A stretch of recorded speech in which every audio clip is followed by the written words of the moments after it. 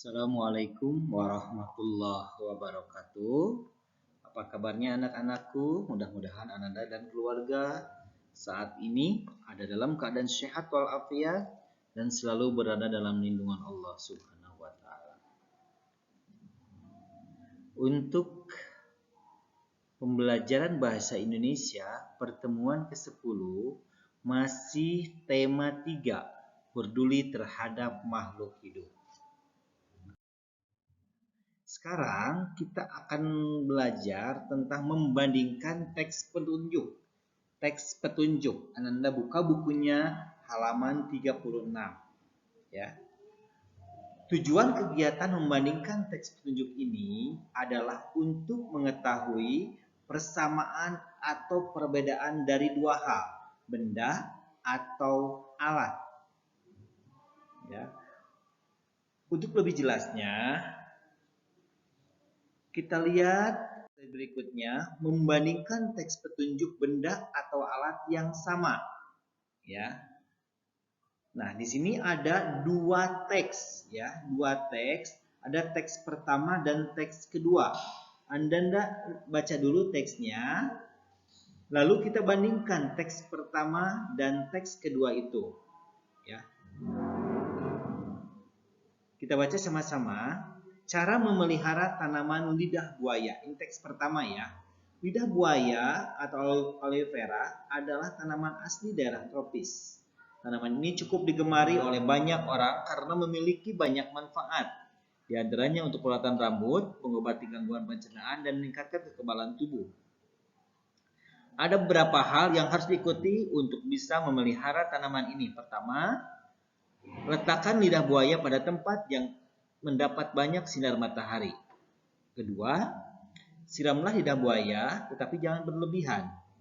Siramlah secara perlahan.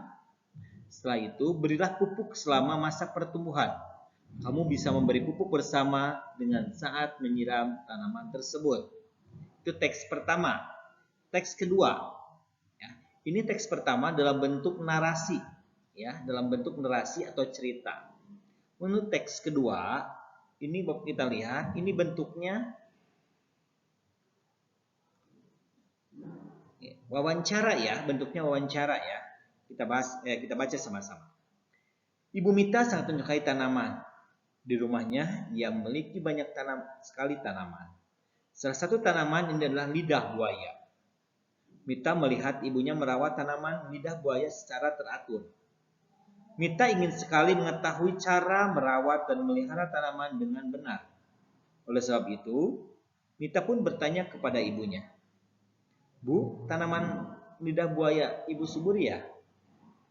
"Tentu saja, Ibu merawatnya dengan baik dan benar." Mita juga ingin merawat tanaman lidah buaya seperti Ibu. "Bagaimana cara untuk merawat tanaman lidah buaya dengan benar, Bu?" "Pertama, kamu harus meletakkan lidah buaya di tempat yang terdapat banyak sinar matahari. Kemudian, siramlah lidah buaya, tetapi jangan sampai berlebihan. Terakhir, kamu bisa memberi pupuk pada tanaman lidah buaya. Kamu bisa memberi pupuk bersama dengan saat menyiram tanaman tersebut." "Wah, tidak terlalu sulit ya, Bu?" "Terima kasih, Bu. Mita akan mencoba melakukan semua petunjuk yang Ibu berikan." "Ibu, sama-sama Mita." Nah, ini adalah dua teks yang sama ya, petunjuk cara memelihara tanaman lidah buaya. Sekarang di sini kita lihat masih petunjuk tadi cara menanam lidah buaya. Di sini ada yang persamaannya. Persamaannya itu sama-sama petunjuk cara memelihara tanaman lidah buaya. Itu persamaan dari teks tadi. Yang perbedaannya adalah yang satu disampaikan melalui artikel berita atau narasi. Untuk teks keduanya disampaikan melalui percakapan antara Mita dan ibunya. Itu untuk membandingkan teks petunjuk benda atau alat yang sama. Sekarang kita lihat membandingkan teks petunjuk benda atau alat yang berbeda. Anda lihat teks ke-1 dan teks keduanya. Kita lihat teks pertama, Pak Dani adalah seorang nelayan.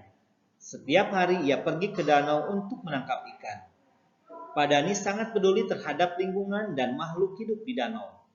Oleh sebab itu, ia tidak menggunakan bahan peledak atau pukat harimau untuk menangkap ikan. Jika Pak Dani menggunakan bahan peledak, ikan-ikan dan tanaman air di danau akan mati.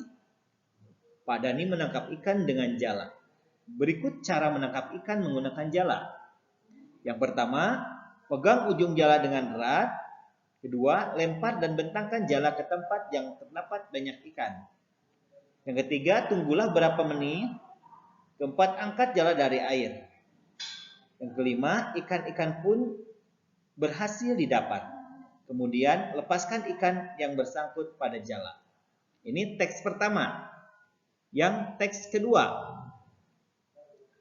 Pada hari Minggu, Bayu dan Ayah pergi mancing di sungai yang letaknya tak jauh dari rumah. Bayu dan Ayah menangkap ikan dengan alat pancing. Akan tetapi, Bayu belum pernah menggunakan alat pancing. Ayah mengajarkan Bayu menangkap ikan menggunakan alat pancing. Berikut caranya. 1. Letakkan umpan berupa cacing pada kail pancing. Kedua, lemparkan kail pancing ke tempat yang terdapat banyak ikan. Ketiga, tunggulah berapa saat sampai umpan dimakan ikan. Keempat, saat pancing mulai bergerak-gerak, gulunglah benang pancing.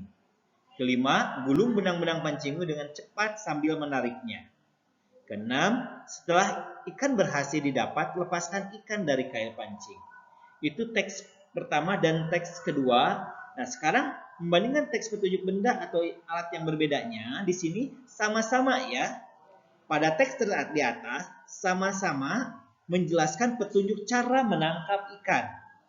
Itu persamaannya dari teks 1 dan teks kedua. Untuk perbedaannya, teks pertama itu menangkap ikan menggunakan jala. Ya. Yang keduanya, ada 5 langkah dalam menangkap ikan menggunakan jala atau jaring. Yang ketiganya, tokoh dalam cerita adalah seorang nelayan. Sekarang teks kedua untuk perbedaannya. Pertama, menangkap ikan menggunakan alat pancing. Yang kedua, ada 6 langkah dalam menangkap ikan menggunakan alat pancing. Ketiga, tokoh dalam cerita itu adalah Bayu dan Ayah.